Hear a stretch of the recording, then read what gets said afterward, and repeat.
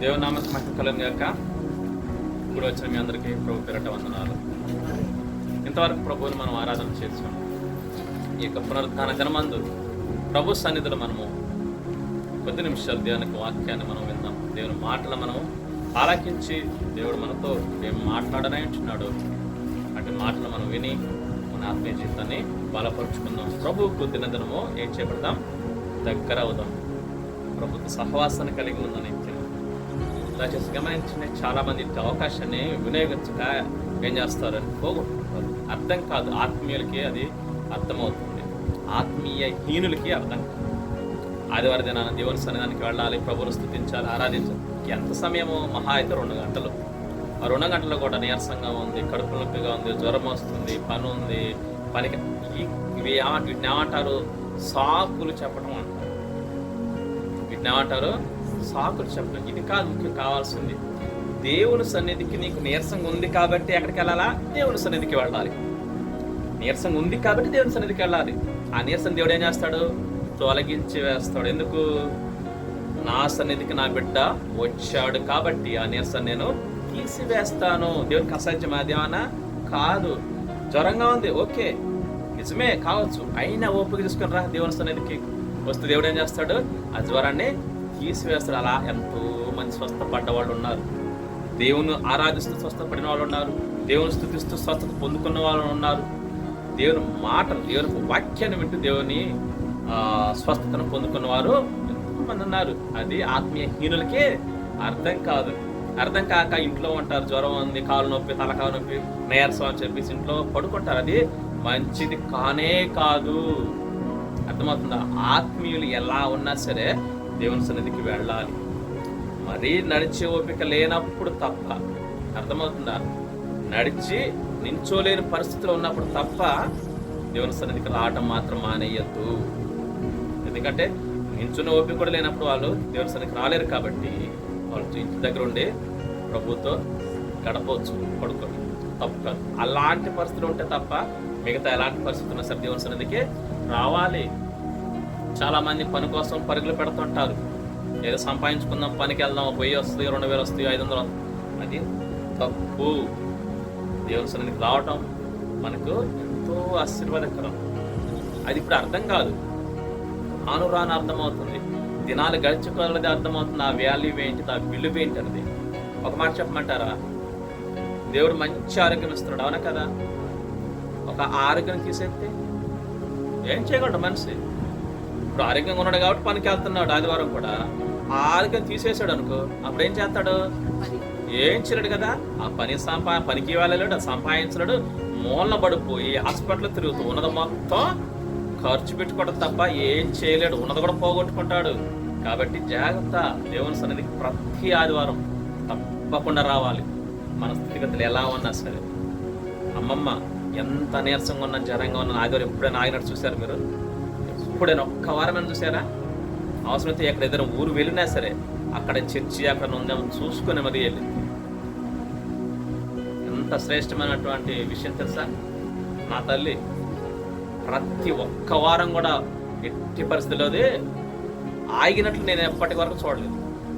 సరే ఆదివారం ఊరికి వెళ్ళినా కానీ ఒకవేళ అక్కడి నుంచి రావడానికి చాలా ప్రయత్నం చేసింది, ఎట్టి పరిస్థితుల్లో రావడానికి ప్రయత్నం చేసింది తను వెళ్ళే చర్చికి, స్థానిక సంఘానికి. ఒకవేళ రాలేని పక్షంలో అక్కడ ఏదైనా చర్చి ఉందని చెప్పేసి అక్కడికి వెళ్ళింది. కానీ ఎట్టి పరిస్థితుల సంఘం దేవుని సన్నిధికి వెళ్ళటం మాత్రం మానలేదు. అది ఆత్మీయటువంటి స్థితి. అలా ఉండాలి. నేను సంఘం ఉంది, నేను చర్చికి ఎంత దూరం ఉంది చర్చి? ఇక్కడ ఎంత దూరం? అది మహా అయితే 10 అడుగులు లేదు. కాబట్టి ఏం కాదు, మన చర్చి ఎంత దూరం ఉంది, ఇబ్బంది ఏమి లేదు, వెళ్ళిపోవాల్సిందే దేవుని సన్నిధికి. ఇవి సాకులు చెప్పడం అంటారు. దేవుడు కూడా ఎప్పటి రోజు నువ్వేనా ప్రార్థన చేస్తూ ఉంటావు, అయ్యా నాకు పరిస్థితి బాగలేదయ్యా, నాకు సాయం చేయను. దేవుడు సాగు చెప్పాడు. ఏంటి ఈ పరిస్థితి? మన పరిస్థితి ఏంటి? ఇప్పుడు ఆ నుంచి అవసరం వచ్చింది, బాగా అవసరం వచ్చింది. సరే ఆరోగ్యం అనుకుందాం, అనారోగ్య పరిస్థితి, హాస్పిటల్లో ఉన్నాం. దేవుడు మంచి అవకాశం ఇచ్చినప్పుడు నువ్వు దేవుని సన్నిధికి వెళ్ళలేదు. ఆదివారం సాకులు చెప్తూ వెళ్ళావు, అవునా? అదేంటి అప్పులు కట్టాలి, చాలా అప్పులు ఉన్నాయి, డబుల్ కార్డు తీసుకున్నా దాన్ని తీర్చాలి అని చెప్పేసి ప్రతి ఆదివారం వెళ్తున్నావు. బాగా ఎరకాటం వచ్చింది, అయ్యా ఎస్ అయ్యా నాకు సాయం చేయండి, అప్పుడు ఆయన కూడా చెప్తాడు ఏమని, ఆయన కూడా సాగులు చెప్తాడు. అప్పుడు ఏం చేయగలవు? కాబట్టి దేవుని సన్నిధి ముఖ్యం. ఒకళ్ళు నిజంగా నీకు ఉన్నాయి, నేను కాదన్ను. అనారోగ్య పరిస్థితులు ఉంది, సమస్యలు ఉన్నాయి, ఇరుకులు ఉన్నాయి, ఇబ్బందులు ఉన్నాయి, ఆర్థిక సమస్యలు ఉన్నాయి, అప్పులు ఉన్నాయి, ఓకే. అవన్నీ తీర్చగల శక్తిమంతుడు ఎవడు? యేసయ్య దేవుడు. దేవుని సన్నిధికి వచ్చి అడుగు, దేవా నా సన్నిధిలో ప్రతినిత్యం ఉంటే నువ్వు నాకు సాయం చేస్తానన్నావు కదా, చెప్పాడు లేదా? ఆజ్ఞలు చెప్పాడు. నా మాట వినా ప్రకారంగా జీవిస్తే నేను ఎలా వస్తాను? పైవాడుగా వస్తాను, తలగా ఉంచుతాను. మీలో పేదలు ఉండరు అన్నాడు దేవుడు. మీకు చాలాసార్లు గుర్తు చేశా ఏమని, మనం బీదలుగా లేని వారిగా అడుపు తినేవారిగా ఉండటం దేవునికి ఏం మాత్రం ఇష్టం లేదు. ఎలా చెప్పగలమంటామేమో, చాలాసార్లు చెప్పాను మీకు. 1 పేతురు పత్రిక 3:9 మీరు ఆశీర్వాదమునకు కారకులుగా ఉండటానికే పిలువబడ్డారు. దేనికి కారకులుగా? ఆశీర్వాదానికి. అంటే మనం ఆశీర్వదించబడాలి, మన ద్వారా అనేకులు కూడా అదే ప్రభు కోరుకుంటున్నాడు. ఆత్మీయ హీనులకి అది అర్థం కాక ఇంట్లో పడుకొని ఉంటున్నారు, టైం వేస్ట్ చేస్తున్నారు. అది తప్పు. దేవుడు వచ్చిన అవకాశాన్ని ఏం చేయాలా? ప్రభుత్వం గడపాలి. ఆదివారం వారానికి ఎన్ని రోజులండి? ఒక్క రోజు, ఆ 2 గంటలు మహా అయితే, లేదా ఇంకొక గంట వేసుకోండి, 3 గంటలు గడపలేము ప్రభు సన్నిధిలో. చాలా తప్పు. సరే, వాక్యానికి వెళ్దాం మనం. 1 కొరింథీ పత్రిక 7వ అధ్యాయం చూడండి. నాకెళ్ళి చూసిన అవుతారు, ఎందుకు తీయండి. 1 కొరింథీ పత్రిక. దేవుడు ఎందుకు మన తలంపిచ్చాడు మాట్లాడమని, తెలియపరచమని గుర్తొచ్చింది కాబట్టి ఆయన మీకు నేర్పించాల్సిన బాధ్యత నాది, నేర్పించాలి. 1 కొరింథీ పత్రిక 7వ అధ్యాయము 23 చదవాలి. 1 కొరింథీ పత్రిక 7వ అధ్యాయం 23 చదవాలి. తీసిన వెంటనే, మీరు విలువ పెట్టి కొనబడిన వారు కనుక మనుషులకు దాసులు కాకూడి. చిన్న ప్రార్థన చాలు. పరిశుద్ధుడా, ప్రేమగల తండ్రి, మీకు వందనాలు. ఈ ఉదయకాల సమయమందు నేను మీ పాదములు చెందుకు వచ్చినాము. పరలోక సింహాసనం నుంచి మీ సందేశాన్ని మాకు వినిపించి మా ఆత్మీయ జీవితాన్ని బలపరచండి, విశ్వాసం స్థిరపరచండి. మాతో మాట్లాడి మమ్మల్ని మీ సాక్షిగా నిలబెట్టమని ముందర సమయం దీవించమని యేసునామమున ప్రార్థించుచున్నాము. 1 కొరింథీ పత్రిక 7వ అధ్యాయం 23 మనం చదివాము. ఈ వాక్య భాగం ద్వారా దేవుడు మనం బలపరచును గాక. చూడండి ప్రియులారా, ఇక్కడ మనం చూసినట్లయితే 1 కొరింథీ పత్రిక 7వ అధ్యాయం 23 దేవుడు చక్కటి మాట మన కోసం రాయించి పెట్టాడు. ఏంటంట? మీరు విలువ పెట్టి కొనబడిన వారు గనుక మనుషులకు దాసులు కాకుడి. అర్థమైంది? ఈ మాటకి అర్థమైందా ఈ వాక్యం? దేవుడు చక్కగా రాయించాడు. మీరు విలువ పెట్టి కొనబడ్డారు. ఏంటా విలువ? ఎవరు కొన్నారు? అసలు ఎక్కడి నుంచి కొన్నారు? అది మనం ఒకసారి ధ్యానం చూసుకుంటాం, సరేనా? మనము విలువ పెట్టి కొనబడిన వారము. ఎవరు కొన్నారంటే దేవుడు కొన్నాడు. మనం ఎందుకు? మనము శాపము చేత, అపరాధముల చేత, పాపము చేత, సాతానిక అబద్ధ హస్తాల్లో ఎలా ఉన్నాము? చిక్కుకుపోయి ఉన్నాము. పాపం మనల్ని ఏం చేసింది? బంధించింది. ఏం చేసింది? బంధించింది. ఆ పాపములో నుంచి మనం విడిపించడానికి, సాతానిక అబద్ధ హస్తాల నుంచి విడిపించడానికి, సాతాను నాయకత్వంలో నుంచి విడిపించడానికి యేసయ్య ఏం చేశాడు? మన కొరకు తన అమూల్యమైన రక్తాన్ని చిందించి మనల్ని కొన్నాడు. అదే విలువ. ఏంటా విలువ? దేవుని ప్రాణం విలువైనటువంటి. అవునా కదా? మనిషి ప్రాణం విలువ ఉందా లేదా? మనిషి ప్రాణానికి ఉంది. మనిషి ప్రాణానికి విలువ ఉంది భూమి మీద. అన్నిటికంటే మనిషి ప్రాణం విలువ కాదా? అందుకే ఒక వ్యక్తి చనిపోయారు అనుకోండి, అతను కోటీశ్వరుడు అనుకుందాం, ఒక యాక్సిడెంట్ చనిపోయాడు అనుకోండి, వాళ్ళు ఏమంటారు? ఎదుటి వ్యక్తి ఏమంటారు? మీకు ఎంత కొంత నష్టపరిహారం ఇస్తుంటే, ఎవరికి కావాలి నీ కోర్టు? ఎవరికి కావాలి నీ కోర్టు? ఎవరికి కావాలి? ఏనా బతుకుంటే అంతకంటే ఎక్కువ సంపాదిస్తాడు. అంటే మనిషి ప్రాణానికి విలువ ఉందా లేదా? ఉంది. ఈ భూమి మీద మనిషి ప్రాణానికి మొదటి విలువ మనిషి ప్రాణం. అంతమించి ఏది కూడా విలువ కాలది కాదు. అయితే భూమి మీదనను పరలోకమున అత్యంత విలువైనటువంటిది ఏంటి? దేవుడు. ఏంటిది? దేవుడు. దేవునికి మించిన విలువైనది ఏమైనా ఉందా? ఆ దేవునితో ఉండటం మనకు ఇంకా విలువైనటువంటిది అన్నమాట. అది కాబట్టి అలాంటి గొప్ప గొప్ప దేవుడు ఏం చేశాడు? పాపములో ఉన్న మనలను ఏం చేశాడు? విడిపించడానికి భూమి మీదకి వచ్చి తన పరిశుద్ధ రక్తాన్ని మన కొరకు చిందించాడు. ఏం చేశాడు? తన రక్తాన్ని మన కొరకు చిందించాడు. ఎందుకు? మన పాపముల చేత, మన అపరాధముల చేత మనం నరకానికి పాత్రులుగా ఉన్నాము.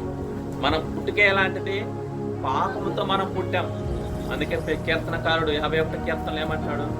నా తల్లి గర్భమందు నేను పాపముతో పుట్టాను, నా తల్లి గర్భములు నన్ను పాపముతో కన్నది. నా పుట్టుకే పాపం. ఎందుకంటే మొదటి మనుషుని ద్వారా పాపం అలా లోకంలోనికి ప్రవేశించి కడపటి ఆదాము ద్వారా మరలా ఆ పాపాన్ని దేవుడు తీసివేశాడు. కడపటి ఆదాము అంటే యేసుక్రీస్తు. మొదటి ఆదాము ఆయన ఆదాము, ఏదైనా తోటలో ఆదాము మొదటి మనిషి. కడపటి ఆదామైనటువంటి క్రీస్తు ద్వారా తన రక్తం ద్వారా మనను ఏం చేశాడు? కొన్నాడు. అందుకని చూడండి మనకు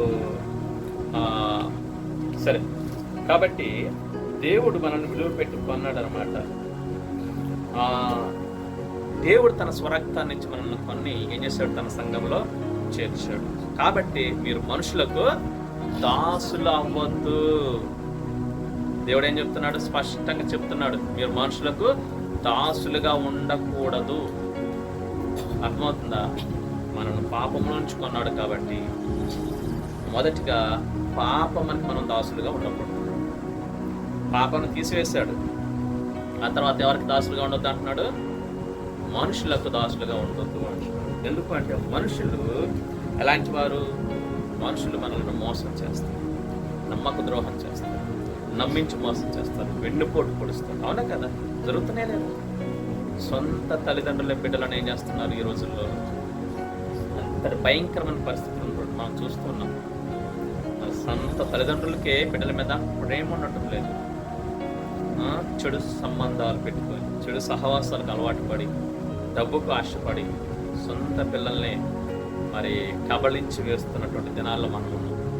కాబట్టి మనుషులు మనము దాసులుగా మనుషులకు దాసులుగా ఉండకూడదు, మనుషులు నమ్ముకోకూడదు. అందుకే ప్రభు అంటున్నాడు, మీరు మనుషులకు దాసులుగా ఉండదు. దాంట్లో అర్థం ఏంటి? వారిపైన మీరు ఆధారపడద్దు, మనుషుల పైన మీరు ఆధారపడద్దు, మనుషులు మీరు నమ్ముకోవద్దు, మనుషుల మీద ఆశ పెట్టుకోవద్దు, మనుషుల మీద మీరు ఆశ పెట్టుకోవద్దు. ఇటు చూడాలి, మనుషుల మీద మీరు ఏం చేయదు? ఆశ పెట్టుకోకూడదు, మనుషులపై మీరు ఆధారపడకూడదు. అవునా కదా? మనుషులపైన ఆధారపడితే, మనుషులను నమ్ముకుంటే, మనుషులను సంతోషపెడితే, మనుషులపై ఆశపడితే ఏం జరుగుతుంది? నష్టపోతాము ఏదో ఒక రోజున. ఎందుకంటే మనిషి నమ్మతగిన వాడు కాడు. అవునా కదా? కొద్ది రోజులు నమ్మిస్తాడు. ఎందుకు? తన అవసరం తీరే అంతవరకు. తన అవసరం తీరిన తర్వాత నీతో ఇంకా అవసరం లేదు అనుకుందాం, నీ వలన అతనికి ఏ అవసరం లేదు, ఇంకా వేస్ట్ అనుకుని ఏం చేస్తాడు? నిన్ను వదిలేస్తాడు. ఇంకా నువ్వు వదలట్లేదు అనుకో, నీ మీద నింద వేసి మరీ నిన్ను తప్పిస్తాడు. అవునా కదా? మనుషులు అలాగే చేస్తాడు తప్పించుకోవడానికి. నీ అవసరమైతే చంపడానికైనా వెనుకాడరు. అలాంటి మనుషులకు మీరు దాసులు అవ్వద్దు. అందుకు దేవుడు ఏం చెప్తున్నాడు అనమాట? మనుషులను మీరు దాసులుగా ఉండొద్దు. మనుషులకు మీరు ముఖ్యంగా మనుషులు మిమ్మల్ని పాపము నుంచి, శాపం నుంచి విడిపించలేరు. నరకం నుంచి మనుషులు ఏమాత్రం తప్పించలేరు. మిమ్మల్ని తప్పిస్తారా? అసాధ్యం. అది ఒక్క దేవునికే సాధ్యం. కాబట్టి మీరు మనుషులకు దాసులుగా ఉండొద్దు అంటున్నాడు. అందుకే కాబట్టి 29:4 మనం చూస్తే మీరు మనుషులను నమ్మవద్దు అని దేవుడు అక్కడ మనకు ఒక మాట తెలియపరుస్తున్నాడు. చూడండి, ఇర్మీయా గ్రంథము 9:4 చదవండి. మీలో ప్రతివాడును తన పొరుగు వాని విషయమై జాగ్రత్తగా ఉండవలను. అదిగో చూడండి, ఏంటంట? పేజ్ నెంబర్ 635, ఇర్మీయా గ్రంథము 9:4. మీలో ప్రతివాడును తన పొరుగు వారి విషయమై జాగ్రత్తగా ఉండవాలను. అవునా కదా? పొరుగువాడు అంటే మనుషులే, మీతో ఉన్నటువంటి వారు ఎవరైనా కావచ్చు. ఎలా ఉండాలా? మీరు జాగ్రత్తగా ఉండండి. ఏ సహోదరునైనా మీరు నమ్మొద్దు. వాడు ఎవడైనా సరే మనిషే కాబట్టి నమ్మొద్దు. దేవుని వాక్యం చెప్తుంది. అందుకే మీరు మనుషులకు దాసులుగా ఉండదు. కాబట్టి పిల్లలు గమనించండి, వాళ్ళు ఎలా ఉంటారు? తంత్రగొట్టి తర్వాత పంపలు ముంచేవారుగా ఉంటారు. కొండలు చెప్పేవారుగా ఉంటారు, తిరుగుబోతులుగా ఉంటారు, మిమ్మల్ని నాశనం చేసేవారుగా ఉంటారు. బైబిల్ చెప్తుంది, కింద మనం చదువుకుంటూ పోతే కనపడుతుంటుంది. ఇవన్నీ నేను చెప్పండి, నా సొంత మాట కాదు. కాబట్టి అలాంటి మనుషులకు మీరు దాసులుగా ఉండదు. అంటే మిమ్మల్ని మీరు వారికి అప్పగించుకోవద్దు. మిమ్మల్ని మీరు అప్పగించుకున్నారనుకోండి, మీరు వారికి లోబడ్డారనుకోండి, మీరు వారిపై ఆధారపడ్డారనుకో, మనుషుల మీద ఆధారపడ్డారు, వారు ఏం చేస్తారు? వారి ఇష్టానుసారంగా మిమ్మల్ని నడిపిస్తారు. వారి స్వప్రయోజనం కోసం మిమ్మల్ని వాడుకుంటారు. దానివల్ల మీకే ప్రయోజనమూ లేదు, దేవునికి దూరం అయిపోతారు. కాబట్టి మనుషులను నమ్ముకోవద్దు, ఏ మనిషిని నమ్ముకోవద్దు. ఇంకా అంతేకాదు, ఇశ్రాయేలు రాజు ఒకతను అశ్షూరుని నమ్ముకోవాలనుకుంటాడు. కానీ దేవుడు అంటాడు, అశ్షూరు మీరు మనుషులను నమ్ముకోవద్దు. మన బాహు ఎవరు? దేవుడే మన బాహు. కాబట్టి అటు గొప్ప దేవుడు మనకున్నప్పుడు మనం మనుషులను ఆధారపడాల్సిన అవసరమే లేదు. యెషయా గ్రంథం 31 చూడండి, 31 మొదటి వచనం. యెషయా గ్రంథం 31 మొదటి వచనాలు. కాబట్టి దేవుని వాక్యం మనకు స్పష్టంగా సెలవిస్తుంది, దేవుడు మనకు తెలియపరుస్తున్నాడు. మరి మనం మనుషులకు దాసులుగా ఉండకూడదు అని తెలియపరుస్తున్నప్పుడు ఆ వాక్యానుసారంగా మనము ఏం చేయాలా? జీవించాలి. కాబట్టి మనుషులను మనం నమ్ముకోవద్దు, మనుషుల పైన ఆధారపడవద్దు. యెషయా గ్రంథం 31 మొదటి వచనం. ఇశ్రాయేలు పరిశుద్ధ దేవుని లక్ష్య పెట్టకయు, యెహోవా యొద్ద విచారింపకయు, సహాయము నిమిత్తము ఐగుప్తునకు వేళ్ళు గుర్రములను ఆధారం చేసుకొని, వారి రథములను విస్తారములని, రౌతులు బలాఢ్యులని, వారిని ఆశ్రయించు వారికి శ్రమ. చూడండి, దేవుని వాక్యం ఎంత స్పష్టంగా మనకు తెలియపరుస్తూ ఉంటుందో. మీరు దేవుణ్ణి లక్ష్య పెట్టకుండా, దేవుని యొద్ద విచారించకుండా, దేవుని సహాయం కోరకుండా మరి ఎటు వెళ్తున్నారంట? ఐగుప్తుకు వెళ్ళేటువంటి గుర్రాలు, రథాలు. అంటే ఏంటి? వాళ్ళు కూడా మనుషులే కదా. అంటే ఐగుప్తు సైన్యం గొప్పది, బలమైనటువంటిది అని చెప్పేసి వారిని ఆశ్రయించడానికి వెళుతూ ఉంటే దేవుడు వద్దు అని చెప్తున్నాడు. అలా మీరు మనుషులను ఆశ్రయిస్తే ఏమైపోతారు? శ్రమ పడతారు, హింసల పాలవుతారు, బాధలు పడతారు, కష్టాలు తెచ్చుకుంటారు, నశించిపోతారు, చచ్చిపోతారు అని చెప్తున్నాడు. అవునా కదా? మనుషులు నమ్ముకుంటే ఏం చేస్తారు? వాళ్ళ అవసరం తిరిగిన తర్వాత అవసరం అయితే చంపటానికైనా వెనకాడరు. కాబట్టి మీరు దేనిని కూడా ఆధారం చేసుకోవద్దు, మనుషులను మీరు అసలే నమ్మద్దు, మనుషులపై మీరు ఆశ కూడా పెట్టుకోవద్దు. అను కదా, అపొస్తలుల కార్యం 3వ అధ్యాయం యోహాను పేతురు గారు ఆ యొక్క శృంగారమణ దేవాలయానికి వెళుతున్నప్పుడు, ఆరాధనకు వెళుతున్నప్పుడు మెట్ల దగ్గర ఎవరున్నారు? కుంటివాడు ఉన్నాడు. ఏం చేశాడు? అడుగుతూ ఉన్నప్పుడు వీరిని కూడా అడిగాడు. పేతురు యోహాను గారు అయ్యగారిని అడిగాడు, అయ్యా నాకేమైనా సాయం చేయమంటే. అప్పటి వరకు ఏం చేస్తున్నాడు ఆయన? వాళ్ళ మీద ఏం చేశాడు? లక్ష్యం నుంచి. అంటే వాళ్ళ వస్త్రధారణ చూసి వీరేదో గొప్పవాళ్ళు అనుకొని, అంటే లోకానుసారంగా గొప్పవాళ్ళు అనుకొని వారి మీద లక్ష్యం ఉంచాడు. కొంత సమయం ఆగాడు పేతురు గారు మాట్లాడకుండా. ఎందుకు? ఆయన ఉద్దేశం ఏంటి తెలుసుకోవడానికి లక్ష్యం ఉంచాడు. అంటే అర్థం ఏంటి?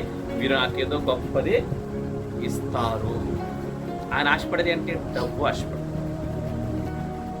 ఆయన ఆశ అది, అంతవరకే ఆయన ఆశ. అక్కడితో ఆగిపోయాడు, డబ్బుతో ఆగిపోయాడు. కానీ పేతురు గారు అన్నారు అద్భుతంగా, మీరు నా యందు లక్ష్యం ఉంచొద్దు, మాకు దగ్గర ఏమీ లేదు, కానీ మేము ఒకటి కలిగి ఉన్నాం. గొప్పవారి వాళ్ళు, ఆత్మీయ దేవుని పరంగా చాలా గొప్పవాళ్ళు. వాళ్ళకి మించిన వాళ్ళు ఎవరో లేరు లోకానుసారంగా. అంతటి గొప్పతనాన్ని వాళ్ళేమో ఆత్మీయంగా చూస్తున్నారు, లైఫ్ లాంగ్ ఆశీర్వాదాన్ని వాళ్ళు ఇవ్వాలని చూస్తున్నారు. కానీ ఈయన అడిగేది ఏంటి? శారీరక పరంగా డబ్బు అడుగుతున్నాడు. ఆ డబ్బు ఎన్ని రోజులు ఉంటుంది? మహా అయితే ఒక్కరోజు ఉంటుంది, 2 రోజులు ఉంటుంది. కానీ అప్పుడు ఏమంటున్నాడు పేతురు గారు? మాకు కలిగింది నీకు ఇస్తున్నాము, నదుడనే క్రీస్తున్నాము, లేచి నడువు అని చెప్పేసి ఆశ్రమ నుంచే విడిపించాడు. ఆయన స్వస్థత ఇచ్చారు. దేవుని కృప ద్వారా సంపూర్ణ స్వస్థత ఇవ్వబడింది. అవునే కాదు? కాబట్టి మనం ఎవరి మీద లక్ష్యం ఉంచాలి? దేవుని మీద లక్ష్యం ఉంచాలి, మనుషుల మీద కాదు. మనుషులను నమ్ముకోవద్దు, మనుషుల మీద ఆధారపడద్దు, మనుషుల మీద ఆశపడద్దు, మనుషుల మీద లక్ష్యం ఉంచొద్దు. ఇంకా మనుషులను సంతోష పెట్టద్దు కూడా. వారిని సంతోష పెడితే వారి దగ్గర నుంచి మనకేదో దొరుకుతుందని చెప్పేసి కూడా వారిని సంతోష పెట్టద్దు. అలా సంతోష పెడితే నష్టపోయేది మనమే. ఎందుకంటే నీ ప్రయత్నం కొద్ది వాళ్ళు సంతోష పెడతావు, వారు తీర అయ్యకుండా వెళ్ళిపోతారు. సరే ఏమైంది? నష్టపోతావు. ఒకవేళ ఇచ్చారా అనుకో, నువ్వు ఆశపడ్డట్టుగా మరలా నువ్వేం చేస్తావు? మరలా వారిని సంతోషపెట్టడానికి ప్రయత్నిస్తావు. ఆ ప్రయత్నంలోనే ఉంటావు తప్ప దేవుని సన్నిధికి రావు, దేవుని వైపు చూడవు. అందుకే మన పత్రికలు కనపడుతుంది ఏమంటాడు? పేతురు గారు అనుకుంటా, పౌలు గారు, నేను పేతురు గారు ఒక సందర్భం, మేము మనుషులను సంతోషపెట్టేవారము కాము, దేవుని సంతోషపరిచేవారమే.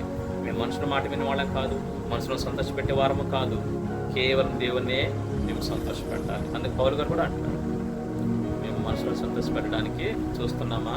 కానే కాదు, దేవుని సంతోషపెట్టాలి మనం. కాబట్టి అందుకు మనం మనుషులకు దాసులుగా ఉండకూడదు. వారు బహుశా నీకు ఆశ చూపించవచ్చు నీ అవసరతను బట్టి, అయినా సరే ఆత్మీయుడు అయితే, ఆత్మీయురాలు అయితే నువ్వేం చేయాలా? దేవుని పైన ఆధారపడాల. మనుషులను నమ్ముకున్నట కంటే యెహోవాను నమ్ముకున్నటది మేలు. రాజులను ఆశ్రయించట కంటే యెహోవాను ఆశ్రయించట మేలు. రాజులనే ఆశ్రయించొద్దు అంటున్నాడు దేవుడు. అవును కదా, వారికంటే గొప్పవాడు మన దేవుడు. కాబట్టి దేవుడిని ఆశ్రయిస్తే నీ పరిస్థితి ఎలాంటిదైనా సరే, నా పరిస్థితి అయినా సరే, దేవుడు ఏం చేస్తాడు? వాటిని మార్చేస్తాడు, నీకు అనుకూలంగా మారుస్తాడు. అయితే నువ్వు ఆయనకు అనుకూలంగా ఉండాలి, నీలో తప్పు లేకుండా ఉండాలి, దేవుడు చెప్పినట్లుగా మనం జీవించాలి. అలా జీవిస్తే అప్పుడు దేవుడు సమస్తం మనకు అనుగ్రహించడానికి ఆయన సిద్ధంగా ఉంచున్నాడు. కాబట్టి మనుషులకు మీరు అప్పగించుకోవద్దు, మనుషులు మీరు నమ్ముకోవద్దు, మనుషులకు దాసులుగా ఉండదు. దాసులుగా ఉండటం అంటే మీకు ఒక ఎగ్జాంపుల్ చెప్తాను. బాగా ధనవంతుడు ఉన్నాడు అనుకోండి, ఎగ్జాంపుల్ సరే రాజకీయ నాయకుడు ఉన్నాడు అనుకుందాం.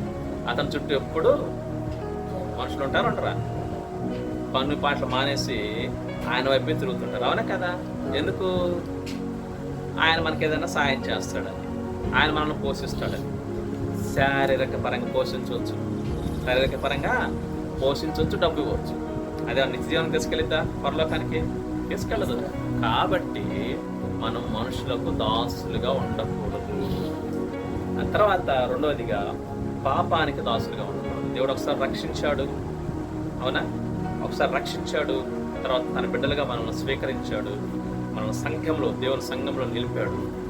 ఆ తదుపరి వదిలివేసిన పాపాన్ని మరలా మనము చెయ్యకూడదు. వదిలివేసిన దాన్ని మరలా, విడిచిపెట్టిన దాన్ని మరలా తెచ్చుకోకూడదు. తెచ్చుకుంటే ఏమవుతుంది? మొదటి స్థితి కంటే పూర్వపు స్థితి మరీ చెడ్డగా ఉంటుంది. కాబట్టి పాపానికి దాసుడిగా మనం ఉండకూడదు, అపవాదికి దాసుడిగా ఉండకూడదు. ఇది మెయిన్ పాయింట్, ఫస్ట్దే ఇది. కాబట్టి పాపానికి, అపవాదికి, మీ యొక్క శరీర కోరికలకు, శరీర ఆశలకు అన్నిటికీ ఏం చేయాలి? మనం చెక్ పెట్టేసేయాలి, వాటిని వదిలేసేయాలి. అది టీవీ అయినా, సినిమా అయినా, సీరియల్ అయినా, ఇంకేదైనా ఏం చేయాలా? వదిలేసేసి దేవునికి మన దాసులుగా ఉండాలి, దేవునికి అప్పగించుకోవాలి మన శరీరాన్ని. కాబట్టి పాపం చేసే ప్రతివాడు ఏం చేయబడతాడంట? పాపానికి దాసుడు. మొదటి యోహాను పత్రిక 3వ అధ్యాయం 4వ వచనం చూడండి ఒకసారి. మొదటి యోహాను పత్రిక 3వ అధ్యాయం 4వ వచనంలో మనకు కనపడుతుంది. దేవుడు చక్కగా మాట రాయించి పెట్టాడు మన కోసమే. మొదటి యోహాను పత్రిక 3వ అధ్యాయం 4వ వచనం, పాపము చేయు ప్రతి వాడును ఆజ్ఞను అతిక్రమించును, అజ్ఞాతిక్రమమే పాపము. చూడండి ఎంత చక్కగా దేవుడు రాయించి పెట్టాడు. పాపము చేసే ప్రతి వాడు పాపానికి దాసుడు. పాపం చేస్తే నువ్వు దాసుడి పాపానికి. అంటే అర్థం ఏంటి? పాపము నిన్ను ఏలుతుంది అని అర్థం. కాబట్టి అట్టి పాపము నిన్ను ఏలకుండా ఉండాలి, పాపానికి నిన్ను నీవు అప్పగించుకోవద్దు. దేవుడు నిన్ను రక్షించాడు, తన రక్షణ నీకు దయచేశాడు, తన సన్నిధి సహవాసాన్ని నీకు ఇచ్చాడు, తన యొక్క శ్రేష్టమైనటువంటి స్వాస్థ్య భాగ్యాన్ని నీకు దేవుడు ఇచ్చాడు, తన ఆత్మని నీకు ప్రసాదించినప్పుడు ఏం చేయాలా? మరలా పాపం జోలికి వెళ్ళకూడదు. అందుకే యోహాను గ్రంథం 5వ అధ్యాయంలో ఆ యొక్క 38 సంవత్సరాల నుంచి కోనేటి దగ్గర పడినటువంటి నడుము వెన్నెముక పనిచేయని వ్యక్తిని బాగు చేసిన తర్వాత దేవుడు ఏమంటాడు? అతనికి కనపడి మరలా ఏమంటాడు? ఇకను నువ్వు పాపము చెయ్యొద్దు, చేసావా అంతకు మించిన కీడు ఎక్కువగా నీకు వస్తుంది. కాబట్టి పాపం మనం చెయ్యకూడదు, పాపం జోలికి మనము వెళ్ళకూడదు. పాపం చేసే ప్రతి వాడు పాపానికే దాసుడు. ఎందుకంటే వారికి వారుగా అప్పగించుకుంటారు పాపానికి, అంటే వారికి తెలియకుండానే అప్పగించుకుంటారు. వారి చూపు మోహపు చూపు, వారి మాట అబద్ధాలు, మోసపు మాటలు, మోసం చేసే క్రియలు, చెడు మాటలు, ఇవే వారి జీవితంలో. ఎంతో భయంకరమైన వ్యక్తులు ఉన్నారు లోకంలో. నాకు చెప్పటం రాకపోయినప్పటికీ, నాకు చెప్పడానికి డైలాగులు లేకపోయినప్పటికీ అంతకంటే భయంకరమైన వ్యక్తులు ఉన్నారు. కాబట్టి వారిలాగా మన ఎట్టి పరిస్థితుల్లో ఉండకూడదు. వారిలో ఉన్న మా పొరపాటున నిత్య నరకమే. కాబట్టి గమనించండి, దేనికి మీరు లోబడతారు దానికి మీరు దాసులు. అవునే కదా. రోమపత్రిక 16వ అధ్యాయం 7వ చూడండి ఒకసారి. రోమపత్రిక 16వ అధ్యాయం 17వ వచనం మనం చూస్తే దేవుడు మనకు ఒక మాట అక్కడ తెలియపరుస్తూ ఉంటున్నాడు.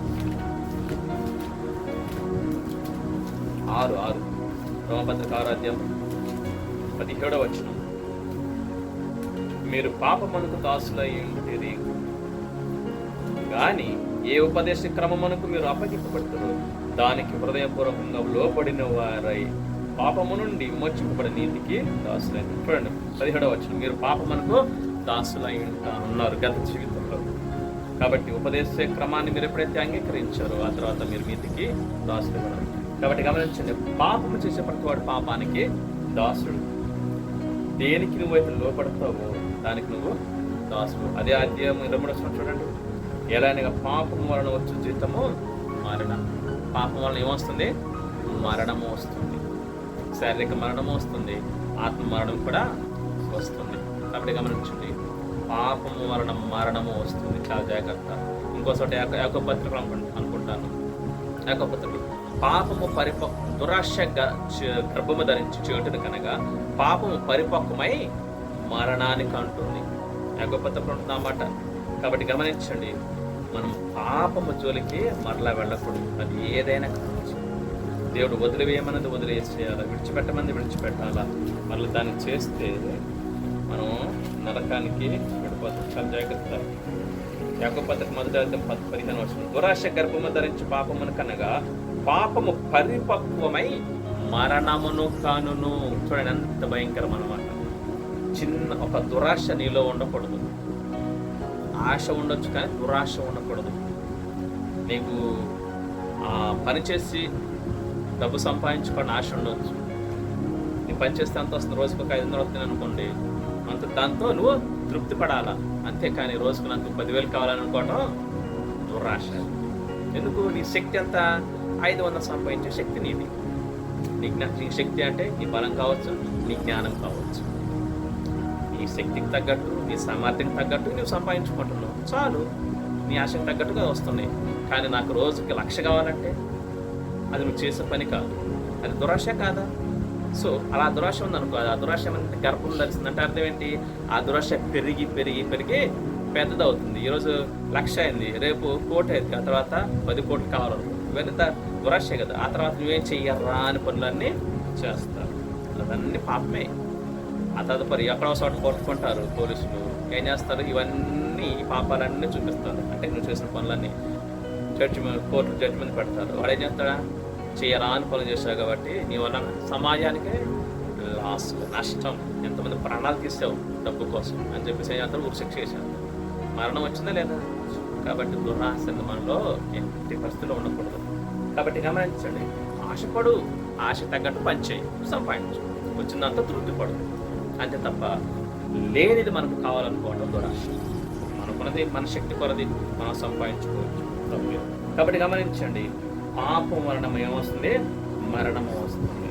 మరి మనం ఈ మరణాన్ని తప్పించబడాలి అంటే పాపం చేసే వారి గురించి మరణం తప్పించబడాలని ఏం చేయాలా? ప్రభు యొద్దకు రావాల్సిందే, ప్రభు సన్నిధిని గడపాల్సిందే. యేసయ్యను సొంత రక్షకుడిగా అంగీకరించాలి. అయ్యలారా నేనే రక్షణ పొందడానికి నేనేం చేయాలన్నారు? ఎవరు? ఒక సైన్యాధిపతి పౌలును శీలను ఆ యొక్క సరసాల్లో వేసినప్పుడు 16వ అధ్యాయం అపొస్తలుల 16వ అధ్యాయం సరసాల్లో వేసినప్పుడు రాత్రంతా వారు బయటసారు పాటలతో దేవుణ్ణి స్తుతించారు. సరసాల అద్భుతం జరిగింది. సరసాల బ్రద్దలైపోయింది. చేతులకున్న కాళ్ళకున్నటువంటి ఆ సంఖ్యలు గోండలన్నీ ఊడిపోయాయి. సంఖ్యలు ఇనప గొలుసులు అన్నీ ఊడిపోయాయి. దేవుడు చేసాడు అద్భుతం. ఆ శ్రమలో వారు దేవుని స్తుతించినందుకు, ఆ శ్రమలో వారు దేవునికి ఇతరులకు స్వార్థను ప్రకటించినందుకు, తోటి ఖైదీలకు ప్రకటించినందుకు, ఎప్పుడైతే ఆ సరసాల బద్దలైపోయిందో ఆ యొక్క తలుపులన్నీ తెరుచుకున్నాయి. ఖైదీలన్నీ అందరూ పారిపోవచ్చు. ఎందుకంటే వారు దుర్మార్గులు కాబట్టి, దేవుని ఎరగని వారు కాబట్టి. ఆయన ఒక్కడు కూడా పారిపోలేదు. ఎందుకు? పౌలు గారు, శీల గారు వారికి స్వార్థను ప్రకటించారు. దేవుడు అంటే ఎవరు వారికి తెలిపారు. కాబట్టి ఒక్క ఖైదీ కూడా పారిపోలేదు. అది చూసి సైనికుడు ఆ సైన్యాధిపతి చూసి తనను తాను చంపుకోబోతారు. ఎందుకంటే కఠినమైనటువంటి రూల్స్ ఉంటాయి ఆ రోజులు ఉండేవి. ఆ రోజులు రోమాస్ గవర్నమెంట్లో అలాంటి ఒక్క ఖైదీ తప్పించుకున్నా కానీ ఆ యొక్క దానికి సంబంధించిన వ్యక్తిని అధికారిని చంపేయటమే. కాబట్టి చంపుకోబోతాడు. అయితే పౌలు గారు అంటాడు, నేను నీవు ఏ హానే చేసుకోదు, మేమంతా ఇక్కడే ఉన్నాం అన్నప్పుడు ఆశ్చర్యం. ఎందుకు జరిగిన సిచ్యువేషన్ మొత్తాన్ని చూసి ఎంత ఫ్రీడమ్గా ఉన్నా కానీ ఒక్కరు కూడా ఆరుకోలేరని ఆశ్చర్యపడిపోయి, అయ్యలారా రక్షణ పొందుటకు నేనేమి చేయాలని అడిగినప్పుడు అప్పుడు చెప్తాడు పౌలు గారు. అంటే అతను స్వార్థ అందించాడు సైన్యాధిపతి. అందించినప్పుడే ఈయన అడిగాడు ఆ ప్రశ్న. ఇది అవసరం కాబట్టి రాయించి పెట్టాడు దేవుడు. పౌలు గారు స్వార్థ రాయించాలి. అప్పుడు అయ్యలారా నేను రక్షణ పొందడానికి నేనేం చేయాలన్నప్పుడు ప్రభువైన యేసునందు విశ్వాసం ఉంచు, అప్పుడు నీవు నీ కుటుంబమును రక్షించబడుతుందని అంటేనే చెప్పినప్పుడు వారు వెంటనే ఏం చేశారు? ఆ రాత్రే వారు దేవుని మీద విశ్వాసం ఉంచారు, నమ్ముకున్నారు, ఒప్పుకున్నారు పాపాలన్నీ. ప్రపంచంలో ఇప్పటి వరకు గొప్ప అద్భుతం అక్కడ జరిగింది. బహుశా ఎప్పుడు జరగలేదు. ఏంటి అంటే అప్పుడే వెంటనే ఆ కుటుంబం అంతా కూడా అర్ధరాత్రి వేళ బాప్తిసం తీసుకున్నారు. ఎప్పుడు? అర్ధరాత్రి వేళ వెంటనే వారికి అప్పుడే స్వార్థ విన్నారు, అప్పుడే బాప్తిసం తీసుకున్నారు. ప్రపంచంలో ఏ మనిషి కూడా అర్ధరాత్రి బాప్తిసం తీసుకున్నట్టు ఎక్కడా లేదు. ప్రపంచ చరిత్ర ఉండదు కూడా, అంత అవసరం లేదు. కానీ ఇక్కడ అవసరం వచ్చింది. పౌలు గారు స్వార్థ చెప్పాడు, మొదటిసారి వారు స్వార్థ చెప్పాడు. వారు నమ్మారు, వెంటనే బాప్తిసం తీసుకున్నారు. చాలామంది అనుకుంటారు రక్షణ పొందాలంటే ఇప్పుడే స్వార్థ చెప్పి అప్పుడే బాప్తిసం ఇవ్వచ్చా అంటారు. చాలామంది అంటారు, లేయా కొన్ని రోజులు రండి, 1 సంవత్సరం రండి, మీకు మిమ్మల్ని చూసి మీ పరిస్థితి అంటే ఏంటి ఆత్మీయంగా వెదిగిన తర్వాత బాప్తిసం ఇస్తాం. అది తప్పు. అది వాక్యం అంటే చెప్పట్లేదు. ఎందుకో చెప్పనా? ఎందుకు అంటే ఒకవేళ నువ్వు సంవత్సరం గడువు పెట్టావు అనుకుందాం, అతను సంవత్సరం నుంచి చర్చకు వస్తున్నాడు అనుకుందాం, ఈ లోపల ఒకవేళ దేవుని పిలుపు వస్తే రక్షణ లేకుండా చనిపోతారు కదా.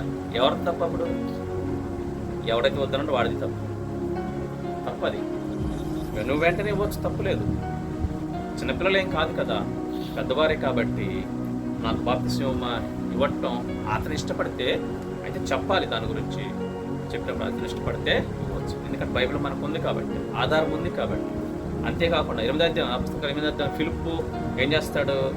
ఆ యొక్క అథియోపియుడు సైన్యాధిపతి యెరూషలేముకి వచ్చి ఆరాధించి మరలా వెళ్తూ ఉంటే ఆత్మ పరిశుద్ధాత్ముడు ఫిలిప్పుతో చెప్తాడు, నువ్వు గాజా ప్రాంతానికి వెళ్ళు అన్నప్పుడు గాజా ప్రాంతానికి వెళ్తూ ఉంటే పదం మీద ఆ సైన్యాధిపతి బైబిల్ చదువుతూ ఉంటాడు, యెషయా గ్రంథం చదువుతూ ఉంటాడు, 53 అధ్యాయం చదువుతూ ఉంటే ఫిలిప్పు రథంతో పరిగెడుతూనే భూమి మీద నుంచే ఆయన రథంలో ఉంటాడు, ఈయన పరిగెడుతూ అంటాడు, నువ్వు చదివేది నువ్వు ఆలకిస్తున్నావా అంటాడు. మరి ఈయన పైనుండి చదివేది ఈయనకి ఎలా తెలుసు? పిలుపు గారికి ఆయన తెలుసు, పిలుపు గారికి. ఎందుకంటే దేవుడు చెప్పాడు, నువ్వు చదివేది నువ్వు గ్రహిస్తున్నావు అంటే అని అంటాడు, నాకు బోధించేవాడు లేకుండా నేను అలా తెలుసుకోగలను అన్నప్పుడు వెంటనే రథాన్ని ఆపి పౌలు గారిని ఎక్కించుకుంటాడు. అప్పుడు ఆ యొక్క అధ్యాయం 53 యెషయా గ్రంథం 53 ఎవరి గురించి రాయబడిందో మొత్తం చెప్తారు. యేసుక్రీస్తు గురించి రాయబడింది, సిలువ కార్యం అక్కడ రాయబడింది మొత్తం. అది వివరించిన ప్రభుత్వ తెలుసుకొని దేవుని స్వార్థను వెంటనే అంటాడు, అదిగో నీళ్ళు నాకు బాప్తిసం ఇవ్వడానికి ఏంటి ఆటంకం అన్నప్పుడు వెంటనే రథాన్ని ఆపుతారు, వెంటనే బాప్తిసం ఇచ్చేస్తాడు. మరలా వాళ్ళు ఎప్పుడు కూడా కలుసుకోలేదు లైఫ్. చూస్తారు, వెంటనే బాప్తిసం ఇచ్చేయచ్చు, తప్పులేదు. కాబట్టి గమనించండి, ఆ రాత్రి విశ్వాసం ఉంచారు సైనికులు, ఆ యొక్క సైన్యాధిపతి కుటుంబం. కాబట్టి మన విశ్వాసం ఉంచిన దేవుని పట్ల మనం కూడా రక్షించబడిన వారు మాత్రం. కాబట్టి చూడండి, కొరింథీ పత్రిక 2వ కొరింథీ పత్రిక 6వ అధ్యాయం 20వ వచనం మనం ధ్యానం చూసుకుందాం. రక్షించబడిన మనము ఎవరికి దాసులుగా ఉండాలో మనం విషయాన్ని మనం ఒకసారి ధ్యానం చేసుకుంటున్నాం. మనుషులకు దాసులుగా ఉండద్దు, మరి ఎవరికి దాసులుగా ఉండాలి? 1 కొరింథీ పత్రిక 6వ అధ్యాయం 20వ వచనం చదవండి. 6:20 1 కొరింథీ పత్రిక 6:20 149 పేజీ నెంబరు. విలువ పెట్టి కొనబడిన వారు గనుక మీ దేహముతో దేవుని మహిమ పరచుడి. చదువుతున్నారా? చూడండి, విలువ పెట్టి కొనబడిన వారు గనుక మీరు మీ దేహము దేవుని మహిమపరచాలి. ఈ దేహం ఎవరిది? దేవుడు మనకి ఇచ్చాడు. ఈ దేహంతో మనం ఏం చేయాలా? దేవుణ్ణి మహిమపరచాలా. అందుకు దేవుడు మనల్ని కొన్నాడు. అపవాది చేతుల నుంచి, పాపం నుంచి, శాపం నుంచి, నిత్య నరకం నుంచి ఏం చేశాడు? దేవుడు మనల్ని కొన్నాడు. ఎలా కొన్నాడు? తన పరిశుద్ధ రక్తాన్ని మన కొరకు చిందించి, తన ప్రాణాన్ని మనకు అప్పగించి, ఆ కలువరి శిలువలో మన కొరకు చనిపోయి, తన విలువైన ప్రాణాన్ని మనకి ఇచ్చి మనల్ని కొన్నాడు. కాబట్టి ఏం చేయాలా? ఈ దేహంతో మనం ఏం చేయాలి? దేవుణ్ణి మహిమపరచాలా. అందుకు మీరు మనుషులుగా దాసులుగా ఉండొద్దు అంటున్నాడు దేవుడు. మరి ఎవరికి దాసులుగా ఉండాలంటే దేవునికి దాసులుగా ఉండాలి. అంటే మనము దేవుని కోసం నిర్ణయించబడ్డాము. అందుకే ఎఫెసీ పత్రిక మొదటి అయితే 6వ వచనం మనం చూసుకున్నాం కదా. వదిలే కానీ చూడొద్దు, వినండి.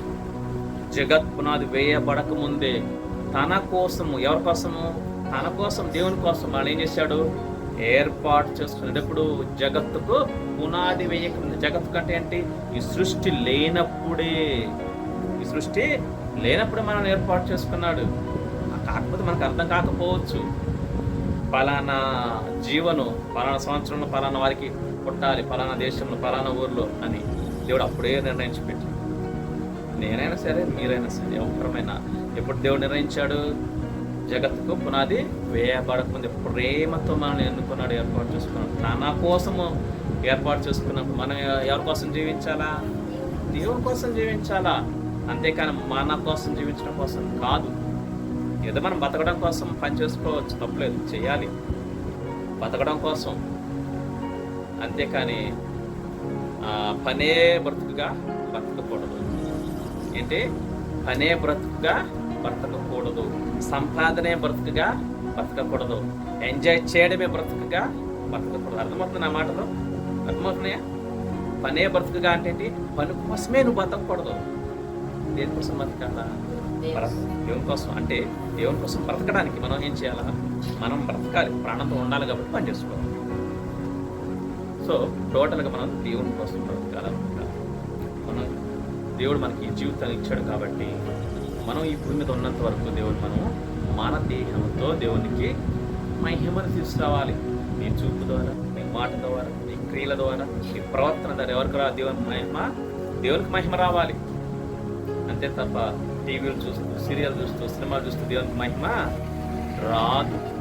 కూతురు మాట్లాడుతూ చెప్పండి మీ అమ్మకి, కూతురు మాట్లాడితే దేవునికి మహిమ రాదు. అది తప్పది. మనం సంవత్సరాలుగా దేవుని సన్నిధికి, దేవుని మందిరానికి వెళుతూ ఉన్నామంటే ఒక్కొక్కటికి వదిలిపెట్టాలి. దేవునికి ఇష్టం లేదు కాబట్టి ఈ దేహంతో దేవునికి మనం మహిమను తెచ్చేవారుగా ఉండాలి. ఒకప్పుడు నేను కూడా దేవునికి వ్యతిరేకంగా జీవించాను, భయంకరమైన సినిమాలు. కాబట్టి దేవుడిని పాదాలు సందుకొచ్చాను, 40 దిన ఉపవాసం ప్రార్థన చేశాను. తర్వాత ప్రభువుని క్షమాపణ అడిగి ఈనాడు ఈ రీతిగా దేవుడి వల్ల కరుణించి మనకు అవకాశం ఇచ్చి ఈ రీతిగా నిలబెట్టాడు. కాబట్టి మన ద్వారా సత్య తెలియక తప్పిపోయాం. మరలా దేవుడు మనకు అవకాశం ఇచ్చినప్పుడు ఏం చేయాలా?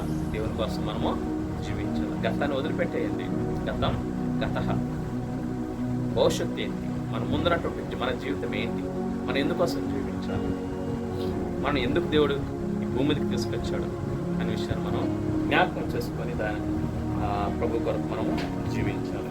తర్వాత చూడండి, రోమపత్రిక 5వ అధ్యాయం, రోమపత్రిక 5వ అధ్యాయం 8-9 వచనం చూసినట్లయితే దేవుడు మన కోసం తన విలువ పెట్టి మనం కొన్నాడు కదా. ఆ విలువ ఏంటి మనకు అక్కడ దేవుడు రాయించి పెట్టాడు. రోమపత్రిక 5వ అధ్యాయం 8-9 వచనం చదవండి.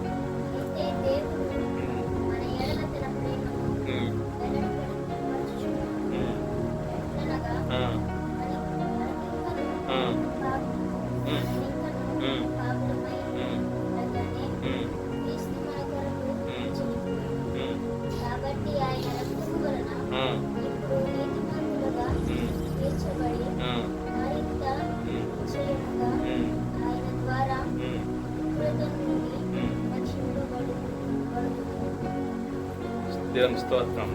హల్లెలూయా. అది అలా చదవాలి. ఈరోజు బాగుంది, ఈరోజు కొంచెం ఇంప్రూవ్ అయింది. చదువుతూ ఉంటే వస్తూ ఉంటుంది. భయాన్ని తీసేయాల. ఫోబియా, భయం తీసేస్తే ఒక తప్పులున్నా చదువుతూ ఉండాలి. చదువుతూ ఉంటే ఆ తప్పు ఏంటంటే మనకు అర్థమైంది. కాబట్టి మనం చదువుతూ ఉంటే ఆటోమేటిక్గా పరిపూర్ణతలకు వచ్చేస్తుంది. కాబట్టి చూడండి, రోమపత్రిక 5:8-9 వచనాలు. అయితే దేవుడు మన ఎడల తన ప్రేమను వెల్లడపరుచుచున్నాడు. ఎట్లనగా, ఏ విధంగా, మనం ఇంకను పాపులమై ఉండగానే క్రీస్తు మన కొరకు చనిపోయేను. దేవుడు తన ప్రేమను మన పట్ల ఏం చేస్తున్నాడు? వెల్లడిపరుస్తున్నాడు. అంటే చూపిస్తున్నాడు, తన ప్రేమను మన పట్ల చూపిస్తున్నాడు. ఏ విధంగా? మనం ఇంకా పాపులంగా ఉన్నప్పటికీ దేవుడు ఏం చేశాడు? ఆయన ఈ భూమి మీదకి వచ్చి తన ప్రాణాన్ని మన కొరకు అర్పించాడు. అంతకంటే విలువైనటువంటి ఇంకేమన్నా ఉంటుంది ఈ భూమి మీద? ప్రపంచం పరలోకంలో ఏముండదు. దేవుడు అయి ఉండి ఆయన మన కొరకు రావటం ఏంటి? భూమి మీదకి మన కొరకు చనిపోవటం ఏంటి? కనీసం నీ తల్లిదండ్రులు నీ కోసం చనిపోరు, అవునా కదా? అలాంటి గొప్ప దేవుడు తన విలువను మనకు ఇచ్చాడు, తన ప్రాణాన్ని మన కొరకు ఇచ్చాడు. కాబట్టి పాపులమైన మన కొరకు, మనం పాపులమై ఉండగానే క్రీస్తు మన కొరకు చనిపోయాడు. కాబట్టి ఆయన రక్తము వలన మనం ఇప్పుడు ఎలా చేయించబడ్డామో, నీతిమంతులముగా తీర్చబడ్డాము. అంతేకాదు, దేవుని ఉగ్రత నుంచి మనం ఏం చేయబడ్డాం? తప్పించబడ్డాము, రక్షించబడ్డాము. దేవుని ఉగ్రత తెలుసా మీకు? ఒక భయంకరమైన ఉగ్రత ఉంది, రాబోయే ఉగ్రత ఉంది. ఏది? శ్రమలో, కష్టాలు, ఇవి కాదు ఉగ్రత. దేవుని ఉగ్రత, దేవుడు ఉగ్రత అప్పుడప్పుడు చూపిస్తూ వస్తున్నాడు. అలనాడు సొదొమ గొమొర్రా పట్టణం మీద చూపించాడు దేవుని ఉగ్రత. చూపించాడా లేదా? 2 సిటీస్, ఆ 2 పట్టణాలు ఎలా ఉన్నాయంటే బహు భయంకరంగా పాపంతో ఉన్నాయి, పాపంతో నిండిపోయినాయి. దేవుడు తట్టుకోలేకపోయాడు. అందుకే అబ్రహాంతో మాట్లాడుతూ వచ్చాడు. అబ్రహాం ప్రార్థిస్తూ వచ్చాడు ఆ పట్టణాల కోసం. అయ్యా, 50 మంది ఉంటే రక్షిస్తావా? రక్షిస్తా. 40 మంది ఉంటే రక్షిస్తావా? రక్షిస్తా. దేవుడు రక్షిస్తా అంటాడు. అబ్రహాం ప్రార్థన చేస్తున్నాడు దేవుడితో. పోనీ 30 మందే ఉంటారేమో, ఆయన రక్షిస్తా. పోనీ 20 మందే ఉంటారేమో, అయినా రక్షిస్తా. పోనీ 10 మంది ఏమంటారేమో, రక్షిస్తా. చూసారా, 50 నుంచి అంత దాకా దిగి వచ్చాడు దేవుడు. 10 మంది ఉన్నా రక్షిస్తా. ఆ 2 పట్టణాలు 10 మంది ఉన్నారా? లేరు. 5 కూడా లేరు. చివరికి ఎంతమంది?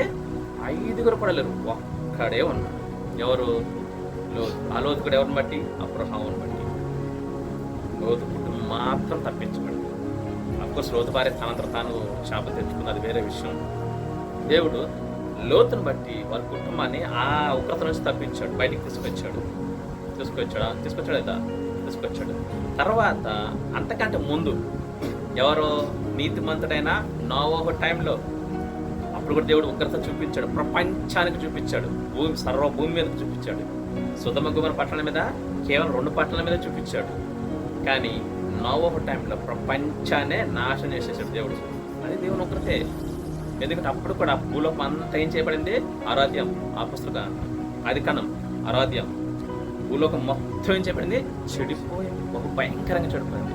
దేవుడు చూశాడు, ఎవరైనా మంచివారు ఉన్నారు, నీతిమంతులు ఉన్నారు చూస్తే ఎవరున్నారు? ఒక్క నోవహు మాత్రం ఉన్నారు. అప్పుడు కూడా 100 సంవత్సరాలు ఓడను కట్టాడు నోవహు. దేవుడే చెప్పాడు ఎలా కట్టాలి, ఏం చేయాలని. 100 సంవత్సరాలు ఓడను కట్టాడు. ఆ ఓడను కడుతూ 100 సంవత్సరాల స్వార్థ ప్రకటించాడు నోవహు. ఒక్కరు కూడా వినలా. ఆ ఒక్క నోవహును బట్టి 8 మంది రక్షించబడ్డారు. ఎవరు? నోవహు కుటుంబం రక్షించబడింది. ప్రతి జీవి రక్షించబడింది, ప్రతి పక్షి రక్షించబడింది, ప్రతి జంతువు. అంటే అన్ని కాదు, ఒక్కొక్కటే. ఎందుకంటే భూమి మీద మనలా ఉండాలి.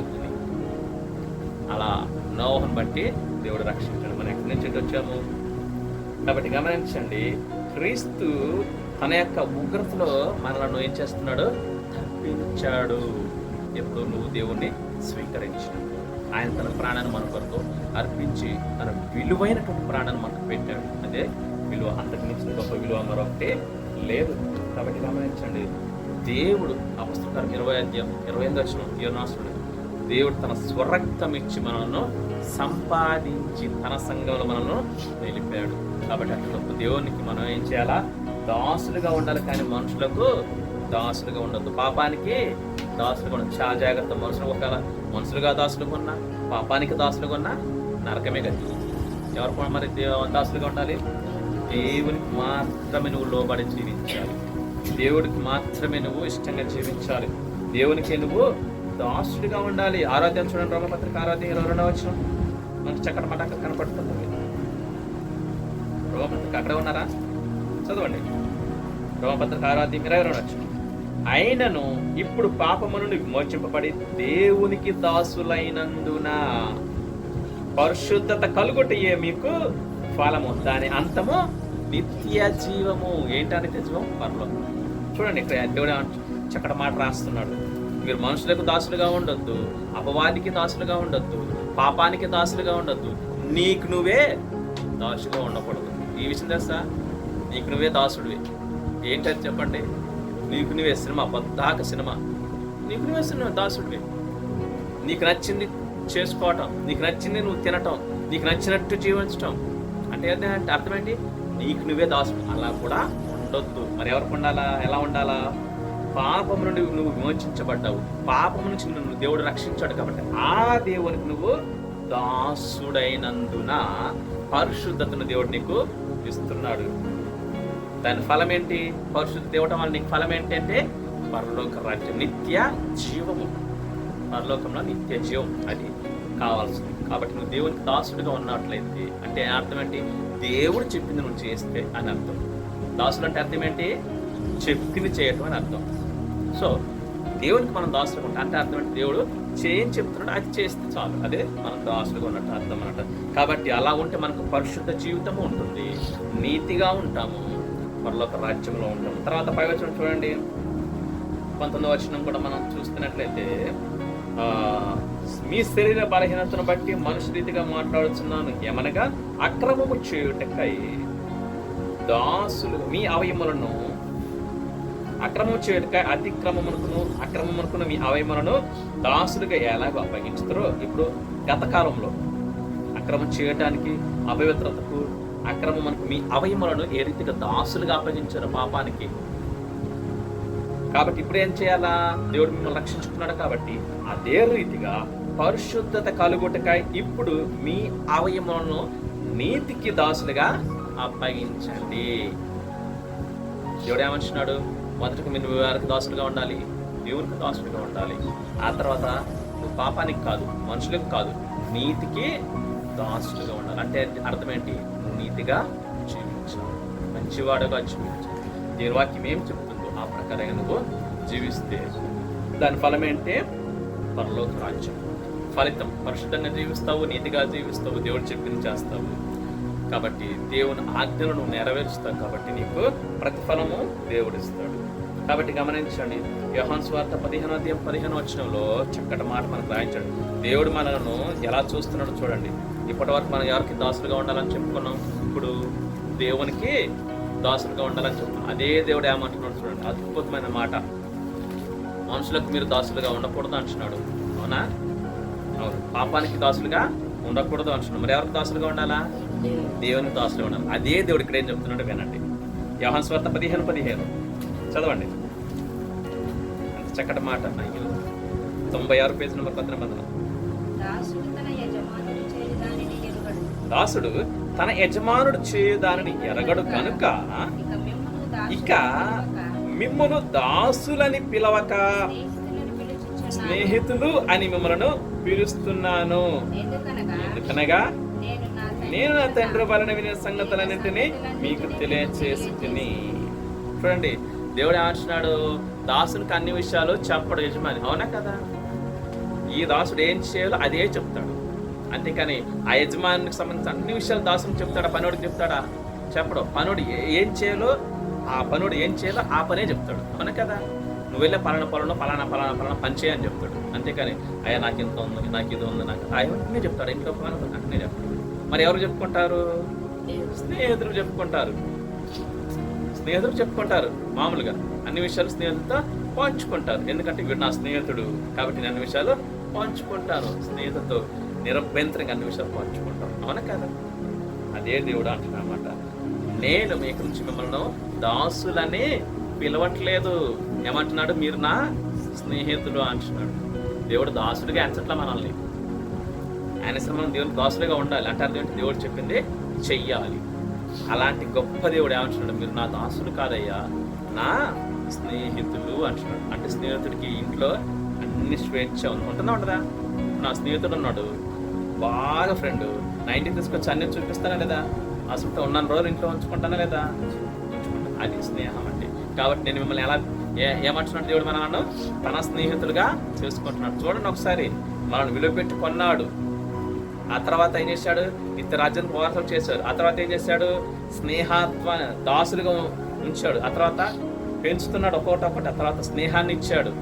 ఆ తర్వాత ఇంకోటి చూడండి, అదే యోహాను సువార్త 1:12 వచ్చిన ఇంకా గొప్ప మాట మనకు దేవుడు సెలవిస్తున్నాడు.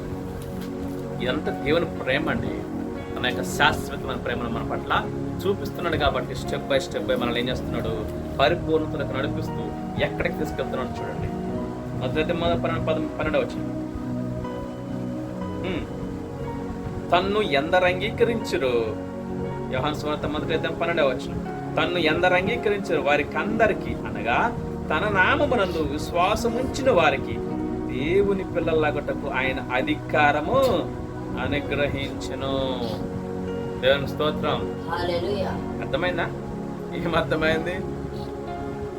ఎవరైతే యేసయ్యను అంగీకరిస్తారో, ఎవరైతే తన నామములు విశ్వాసం ఉంచుతారో వారికంటే ఏం చేస్తున్నాడు? తన పిల్లలు అవటానికి అధికారం ఇచ్చాడు. మీరు యేసయ్యను విశ్వసిస్తున్నారా?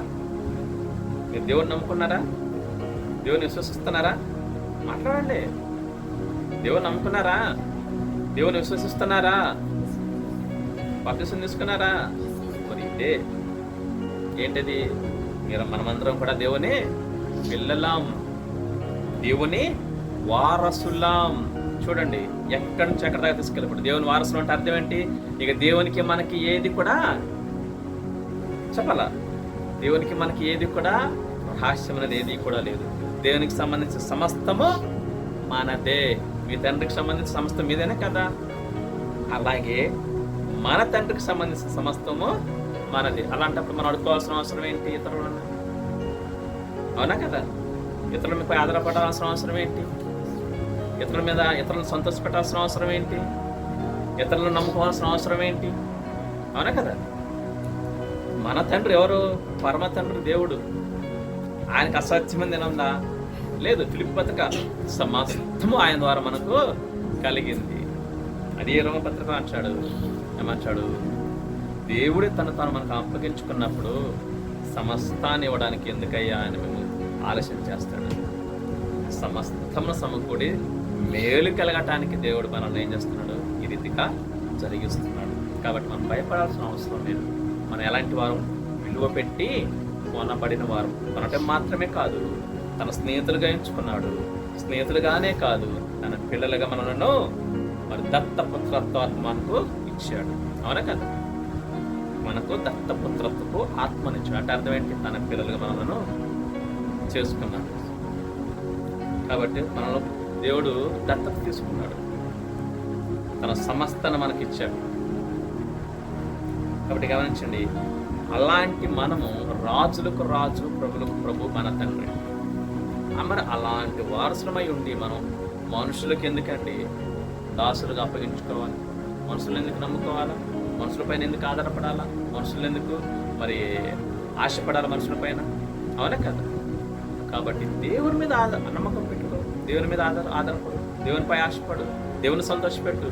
అప్పుడు దేవుడు నీకు ఏది కావాలన్నా ఇస్తాడు, నిన్ను అద్భుతంగా దీవిస్తాడు.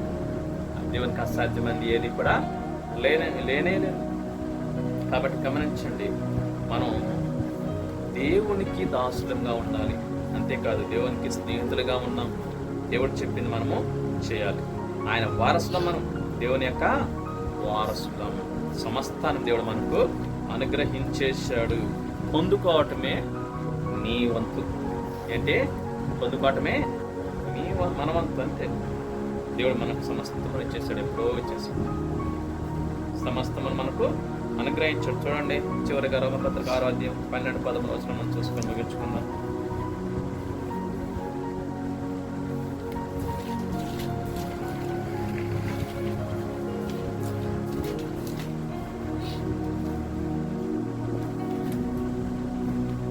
రోమపత్రిక 6:12-13. కాబట్టి శరీర దురాశలకు లోబడినట్లుగా చావునకు లోనైన మీ శరీరమునందు పాపమును ఏలనీయకుడి, మరియు మీ అవయములను దుర్నీతి సాధనములుగా పాపమునకు అప్పగింపకుడి. అయితే మృతులలో నుండి సజీవులమనుకొని మిమ్మల్ని మీరే దేవునికి అప్పగించుకొనుడి. మీ అవయములను నీతి సాధనములుగా దేవునికి అప్పగించుడి. చూడండి, గమనించండి, దురాశకు మీరు అప్పగించుకోవద్దు. పాపాన్ని మీలో ఏలనివ్వద్దు. పాపానికి మీరు దాసులుగా ఉండొద్దు అని దేవుడు ఇక్కడ స్పష్టంగా చెప్తున్నాడు. మరి ఏం చేయమంటున్నాడు? మిమ్మల్ని మీరు దేవునికి సజీవులను దేవునికి అప్పగించుకోండి. నీతికి సాధనముగా మీరు అప్పగించుకోండి. రోమపత్రిక 12:1 కదా ఏమంటుంది? రోమపత్రిక 12:1 కాబట్టి సహోదరులారా, పరిశుద్ధమును దేవునికి అనుకూలమైనటువంటి సజీవ యాగముగా మీ శరీరములను ఆయనకు సమర్పించుకొనుడి. దేవుడు ఏం చెప్తున్నాడు? అదేనా? మనుషులకు కాదు మనం అప్పగించుకోవాల్సి, అవును కదా. మనము ఏం చేయాలా? సజీవముగా దేవునికి మనం అప్పగించుకున్నట్లయితే మన స్థితిగతులన్నీ మార్చేవాడు కదా, మన పరిస్థితులన్నిటినీ మార్చేవాడు. ఇంకో వచనం చూడండి, గుర్తొస్తున్నాయి ఎందుకు? రోమపత్రిక 8:21, 32 సరే 31 నుంచి. రోమపత్రిక 8:31-32. ఇట్లుండగా ఏమందము? దేవుడు మన పక్షాన ఉండగా మనకు విరోధి ఎవడు? దేవుడు మన పక్షాన ఉండగా మనకు విరోధి ఎవడు? తన సొంత కుమారుని అనుగ్రహించడానికి వెనుక తీయక మన అందరి కొరకు ఆయనను అప్పగించిన వాడు. ఆయనతో పాటు అంటే క్రీస్తుతో పాటు సమస్తమును మనకెందుకు అనుగ్రహింపడు? అర్థమవుతుందా? దేవుడు తను తాను మనకు అప్పగించుకున్నాడు దేవుడు తను తాను. మరి అలాంటప్పుడు సమస్తం మనకి కూడా ఇస్తాడు. ఇంకా అదే వచనం చూడండి, 28 అదే అధ్యాయం. దేవుని ప్రేమించే వారికి అనగా ఆయన సంకల్పము చొప్పున పిలువబడిన వారికి మేలు కలుగుటకై సమస్తమును సమకూడి జరుగుతున్నది. కాబట్టి గమనించండి, అట్టి గొప్ప దేవునికి మనలను మనముగా సజీవ యాగముగా దేవునికి అప్పగించుకుంటే దేవుడు ఏం చేస్తాడు? సమస్తాన్ని కాళ్ళెదుట పెడతాడు, సమస్తాన్ని ఇస్తాడు. ఇది అర్థం కాని ఆత్మీయహీనులు ఏం చేస్తారు? దేవునికి దూరం అవుతూ ఉంటారు, ప్రతి ఆధార పనులకు పరిగెడుతూ ఉంటారు, అవునా కదా. సమస్తాన్ని ఇవ్వగలిగిన వాడు ఎవరు? మన దేవుడు. కాబట్టి ఆ రీతిగా పాపానికి మనం దాసులుగా ఉండకూడదు, మనుషులకు మనము దాసులుగా ఉండకూడదు. అలా ఉండకూడదు అంటే ఏం చేయాలి? అనునిత్యం దేవుడితో సహవాసం కలిగి ఉండాలి. ప్రతిరోజు ప్రార్థన ఉండాలి, ప్రతిరోజు బైబిల్ ధ్యానించి ఆ రీతిగా మనం జీవించాలి, దేవుని స్తుతించి ఆరాధించాలి. ఎట్టి పరిస్థితుల్లో ప్రార్థన బైబిల్ మీరు మానేశారా, అపవాది ఏం చేస్తాడు? మీ నెత్తి మీద కూర్చుంటాడు. అంటే అర్థం ఏంటి? మిమ్మల్ని తప్పిస్తాడు దేవుడి నుంచి. ప్రార్థన చేయనివాడు, బైబిల్ చదవనివాడు, మరి దేవుణ్ణి ఆరాధించినవాడు, చర్చికి వెళ్ళనివాడు, తన సన్నిధికి రానివాడు, టీవీ ముందు పెడతాడు, సినిమాలు, సీరియల్, తర్వాత ఇంకా అనేకమని నీకేమి ఇష్టమో తీసుకొచ్చి పెడతాడు. దేవుని దూరం చేయడానికి అపవాది ఎప్పుడు కూడా నీ పక్కనే ఉంటాడు, నా పక్కన కూడా, నేను కూడా, అందరం కలిపి. కాబట్టి ఏం చేయాలా? అపవాది తంత్రాలను మనం ఎరగాలి. అలా ఎరగాలంటే ఏం చేయాలా? దేవునితో అనునిత్యము సహవాసం. ముఖ్యంగా మీరు 40 దినాల ఉపవాస ప్రార్థన ఉంటున్నారు కాబట్టి చాలా అటాక్ చేస్తాడు, అనేక రకాలుగా అలర్ట్గా ఉండాలి ప్రతి విషయంలో. తెలియకపోతే దేవుడిని అడగండి, నేనేం చేయాలి, ఇలా ఉంది అలా అని చెప్పేసి మీరు మానేయటానికి వీలేదు. మానేశారనుకోండి, దేవుని శక్తిని పొందుకోవాలని అవకాశాన్ని పోగొట్టుకుంటాం, దేవుని సహవాసాన్ని పోగొట్టుకుంటాం, దేవుని అనుబంధాన్ని పోగొట్టుకుంటాం. ఈ 40 దినాలు దేవుడి మీతో మాట్లాడుతుంది, తప్పకుండా ఆశపడండి. దేవా నాకు కనపడు, నన్ను దర్శించు, నన్ను మాట్లాడు అంటే తప్పకుండా మాట్లాడతాడు. మన సంఘం, మన పరిచయం ఎంతో మందికి దేవుడు మాట్లాడాడు, అద్భుతంగా మాట్లాడాడు, కనపడ్డాడు చాలామంది. ఆ 4 గోడల గదుల్లో గొప్ప వెలుగు ద్వారా మాట్లాడాడు. అయితే ఒక్కొక్కరికి అలాగే జరిగిద్దని కాదు. దేవుడు ఎవరిని ఎలా దర్శిస్తాడో ఆయనకి తెలుసు. అందరికి ఒకే అనుభవం ఉండదు. నాకు వేరే అనుభవం ఉంది. ఒకరు దేవుడు డైరెక్ట్గా చూసిన అనుభవం ఉంది, ఒకరు గొప్ప వెలుగును చూశారు ఆ గదిలో, కొంతమంది దేవుని స్వరాన్ని డైరెక్ట్గా విన్నారు ఈ చెవులతో. ఇలాంటి ఒక్కొక్కరికి ఒక్కొక్క అనుభవంలో దేవుడు ఏం చేస్తాడు? నడిపిస్తాడు. దాని ఇష్టం, అది మనకు తెలియదు. ఎలా మాట్లాడతాడు, ఎలా కనపడతాడు అనేది ఆయన ఇష్టం. నీకు ఎలా అయితే అర్థమవుతుందో అలా మాట్లాడతాడు. కాబట్టి ఈ 40 దినాల ఉపవాస ప్రార్థన చాలా జాగ్రత్తగా ఉండండి, గ్రహింపు కలిగి ఉండండి. అపవాది అటాక్ని ఎదుర్కొనే శక్తిని ఇవ్వమని అడగండి దేవుడిని. తప్పించుకునే శక్తి కాదు, ఎదుర్కోవాలి. అపవాది ఏం చేయాలా? ఎదుర్కోవాలా. తప్పించుకుని పారిపోతే ఎక్కడికి వెళ్ళినా కానీ తప్పదు. కాబట్టి నిలబడాలి, నిలబడి వాడిని ఏం చేయాలా? జయం పొందుకోవాలి. అట్టి శక్తిని దేవుణ్ణి ఇవ్వమని అడిగితే దేవుడు తప్పకుండా ఇస్తున్నాడు. దేవా నాకు సహాయం చేయండి అని అడగండి. ప్రతిదీ నువ్వు కూడా జాడికి కొంచెం యాడికి వస్తున్నావు చెప్పలేదు కదా. ఏం చేయాలా? ఈ 40 దినాల ఉపవాస ప్రార్థన అధిక సమయము ఏం చేయాలా? ప్రార్థనలో గడపాలి. వాక్యాన్ని ధ్యానించి చెప్పారు కదా, ఎన్ని అధ్యాయాలు చదివాలో పూర్తి చేయండి. ఈ 40 దినాల బైబిల్ మొత్తం కంప్లీట్ అయిపోవాలి. 40 దినాల బైబిల్ మొత్తం కంప్లీట్ అయిపోవాలా. సమయాన్ని వృధాగా పోనివ్వు. పనులు కూడా మీ ఇంట్లో లేవు కాబట్టి జాగ్రత్తగా. కాబట్టి ఏం చేయాలా? మీరు ఇంకా అధిక సమయం ప్రార్థించాలి, అధిక సమయం ధ్యానించాలి వాక్యాన్ని. ప్రశ్నలు వద్దు. కాబట్టి ప్రార్థన చేయాలి. దేవుడు మనకు తప్పకుండా సహాయం చేస్తాడు. ఆ రీతిగా బలాన్ని పొందుకోవాలంటే ఏం చేయాలా? అనునిత్యము ప్రార్థన బైబిల్ తప్పకుండా ఉండాలి. ఎవరైతే దేవునికి సహవాసం ఉంటారో వారు జయ జీవితాన్ని జీవిస్తారు. సరే, మకరించిన ప్రార్థన చేసుకున్నాం. ఇంతవరకు దేవుడు తన యొక్క సన్నిధిలో మనతో మాట్లాడుతూ వచ్చాడు. ప్రార్థన చేసుకుందాం. ఎవరికి దాసులుగా ఉంటున్నావు? ప్రశ్న వేసుకుందాం. దేవునికి దాసులుగా ఉంటున్నావా? పాపానికి దాసులుగా ఉంటున్నావా? మరి మనుషులకు దాసులుగా ఉంటున్నావా?